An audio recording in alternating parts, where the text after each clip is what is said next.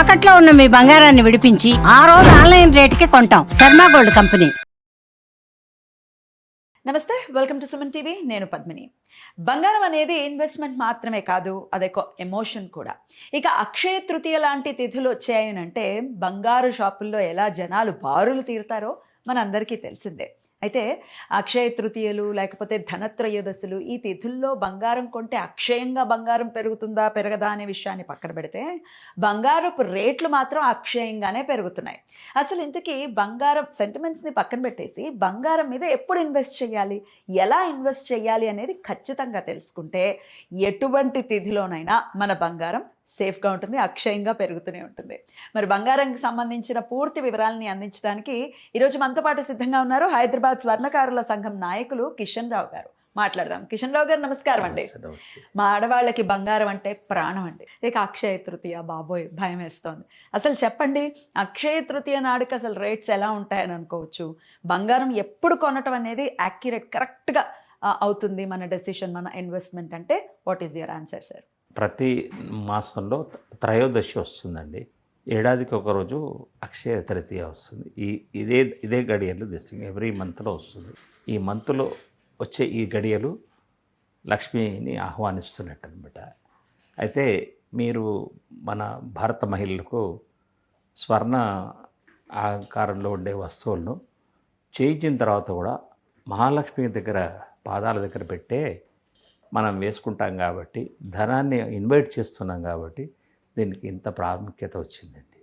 ఇది కంపల్సరీ ఒక అరగ్రామైన కొనాల్సిన పండుగ రోజు. ఆ రోజు కొనాలంటారా? కొనాల్సి అంటే ఇదేదో పబ్లిసిటీతో వచ్చింది అని అంటారు, లేకపోతే మార్కెటింగ్ స్టంట్ అని అంటారు కాదా?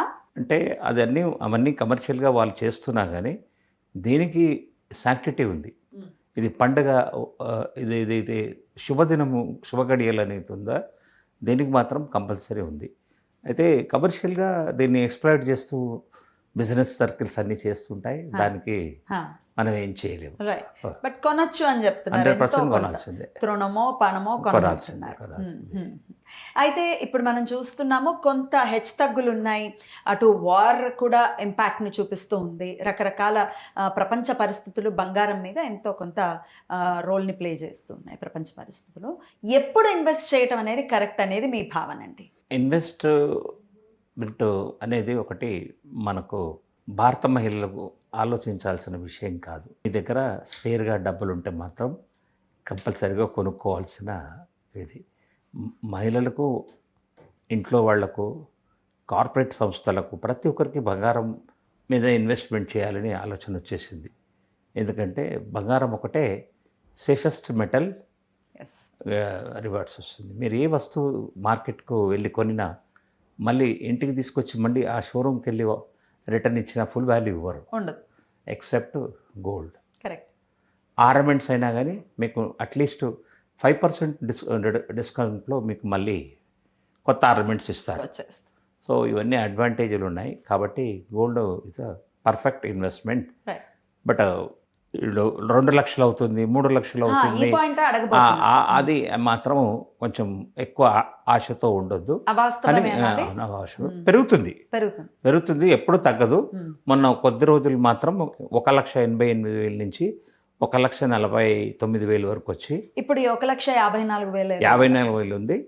ఇది త్రయోదశి వరకు ఒక 1,000-2,000 ఎక్కువ ఉండొచ్చు, మళ్ళీ 1-2,000 తక్కువచ్చు. కానీ వార్ ఇంపాక్ట్ మాత్రం ఎలా చూపిస్తుందో వారం రోజుల తర్వాత తెలుస్తుంది. బాగా పెరుగుతుందా, బాగా తగ్గుతుందా.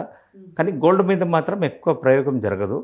సిల్వర్ మీద, వేరే మెటల్స్ మీద, పెట్రోలియం ప్రోడక్ట్స్ మీద, నిత్యావసర వస్తువుల మీద అన్నిటి మీద జరగవచ్చు. కానీ గోల్డ్ మాత్రం స్టేబుల్గానే ఉంటుంది. సిల్వర్ అండ్ మెడిసిన్స్లో కూడా సిల్వర్ని యూజ్ చేయటం, లేకపోతే ఇంకా రకరకాల వాటికి సిల్వర్ని యూజ్ చేయటం అనేది మనకు తెలిసినటువంటి అంశం. సో అందుకని దానికి ఎంతో కొంత రిక్వైర్మెంట్ ఖచ్చితంగా ఉంటుంది. ఈ సోలార్ ఏమైనా ఎక్విప్మెంట్స్ తయారు చేయడానికి కూడా, బ్యాటరీస్కి కూడా సిల్వర్ అవసరం అవుతుంది. కంప్యూటర్ చిప్స్ కూడా. కరెక్ట్. సో అందుకని అది హెచ్చుదక్కులు ఉండొచ్చు, కానీ బంగారం మీద ఇంత అలా ఉండదు. అయితే స్టీప్గా పెరుగుతుంది, పెరిగిన తర్వాత తగ్గదు. అయితే తగ్గదనే అంశం మీద 10,000కి పడిపోతుంది అని కూడా కొంతమంది ప్రెడిక్ట్ చేస్తున్నారు. మీరేమంటారు? లేదంతా నమ్మకం. ఒక మొన్న మాత్రం జరిగింది, అలాగే మళ్ళీ మళ్ళీ జరుగుతుందని మాత్రం ఆశించకండి. 1,80,000 నుంచి 1,50,000కి వచ్చింది మాత్రం ఓన్లీ వన్ టైమే. మొత్తం గత 30-40 ఏళ్ళ చరిత్రలో చూడండి, ఎప్పుడు కూడా పెరగడమే కానీ తగ్గడం లేదు. ఒకవేళ 20,000 రూపాయలు పెరిగిందంటే 5,000 వరకే తగ్గుతుంది. 20,000కు 20,000 తగ్గదు. చాలా రేరెస్ట్ ఆఫ్ రేర్ కేస్.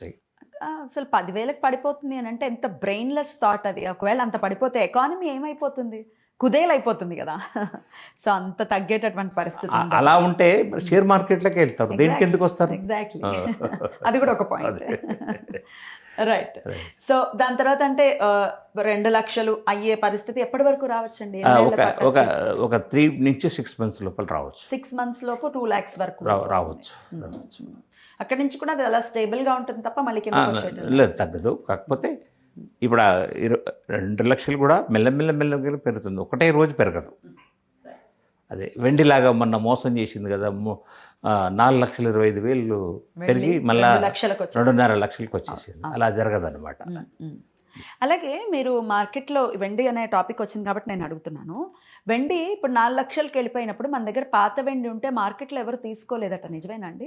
పాత వెండిని ఎవరు తీసుకోరు. పాత వెండిని మళ్ళీ మనం అదేదైనా ఆర్నమెంట్ ఆర్నమెంట్స్ ఎక్స్చేంజ్గా చేయొచ్చు, లేదంటే దాన్ని ప్యూరిఫై చేసి ప్యూర్ మెటల్గా చేస్తే కొంటారు అనమాట. మనం మీరు గిట్ట ఒకవేళ ఆ ముద్ద వెండిగానే ఉంచారనుకో, 999 గానే ఉంచారనుకో, మీకు 98% వరకు వస్తుంది, వాల్యూ వస్తుంది. 98%. అది కూడా చాలా బెటరే. కాకపోతే విన్నది ఏంటి అంటే మరి రకరకాల రూమర్స్ వస్తూ ఉంటాయి కదా, పాత వెండి ఉంటే అది కొనుక్కోవట్లేదు. పాత వెండి అంటే ఈ యాంక్లెట్స్ ఇవన్నిట్లో సిల్వర్ చాలా కల్తీ ఎక్కువ ఉంటుంది, ఇంప్యూరిటీస్ ఎక్కువ ఉంటాయి. వేరస్ ప్లేట్స్, చెంబులు, అష్టలక్ష్మి చెంబులు, వీటిలలో సిల్వర్ 95% ప్యూరిటీ ఉంటుంది. కొంచెం గట్టిగా ఉండాలంటే 92 చేసుకుంటాము.